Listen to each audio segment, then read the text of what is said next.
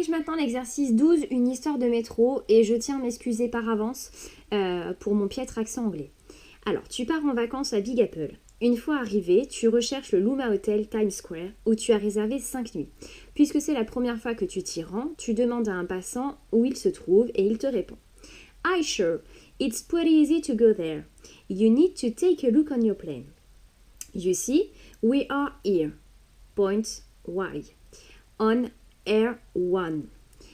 R1 is perpendicular to R3 and parallel to R5. Then you have R4, which is above and parallel to R6 and also perpendicular to R7.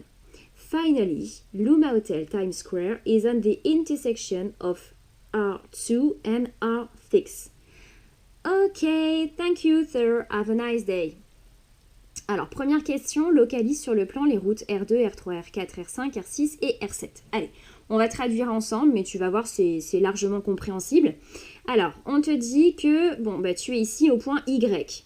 Ensuite, on te dit que R1 est perpendiculaire à R3 et parallèle à R5. Alors, R1 ici, tu n'as pas d'autre choix pour une perpendiculaire à R1. Tu n'as que la droite bleue qui est perpendiculaire à R1. Donc, la droite bleue, ce sera R3. Et on te dit également que R1, elle est parallèle à R5. Alors là, en guise de parallèle, c'est pareil, tu n'as pas le choix, c'est forcément la rose. Et en plus, tu as la bleue qui est perpendiculaire à R1. Et tu as aussi la bleue qui est également perpendiculaire à la rose. Souviens-toi, les deux propriétés concernant les droites parallèles et perpendiculaires qu'on a vues, ça implique que tes deux droites ici, elles sont bien parallèles. Donc la droite rose ici, c'est R5. Ensuite, tu as R4 qui est au-dessus et parallèle à R6. Alors ici, tu n'as plus le choix, tu n'as plus que la rouge et la orange qui sont parallèles. Et on te dit que R4, elle est au-dessus.